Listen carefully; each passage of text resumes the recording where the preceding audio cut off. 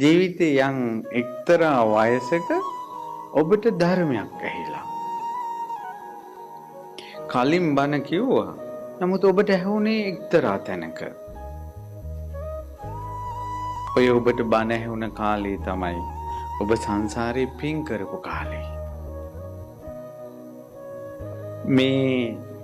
අනේ මේ ධර්මයේ කලින් මට ඇහුණා නම් කියලා ශෝක කරන්න එපා.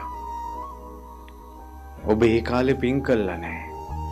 පින් කරපු කාලේ තමයි ඔබට ධර්මය ඇහුනේ.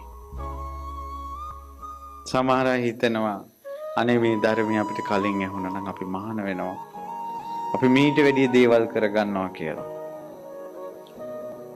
ඒට ප්‍රමාද වුණේ ඔබ මේ ජීවිතේ නෙවෙයි. ඔය කර්මයේ කලේ කලින් තැනක.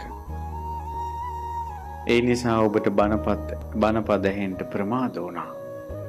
හැබැයි ඒ ජීවිතවල ඔබ කවදා හරි කොතනක හරි පිනක් කරපු නිසා මැරෙන්න කලින් අර ඉස්සෙල්ලා කියපු දුකට වැටෙන්න කලින් ඔබට තථාගත රහත් සම්මා සම්බුදුරජාණන් වහන්සේගේ ධර්මය ඇහුණා. මේ පුංචි දූලා පුතාලා මේ පොඩි අයෝ චූටි කාලෙම බණ අහනවා පින් කරනවා. ඇයි එයාලා සසරේ පොඩි කාලෙම පින් කළා. ඒකයි බුදුරජාණන් වහන්සේ දේශනා කරන්නේ ජීවිතේ යම් අවධියක කවදා හෝ ජීවිතේ වරදින් අත්මුදවා ගන්න. ජීවිතේ දහමට නතු කරගන්න.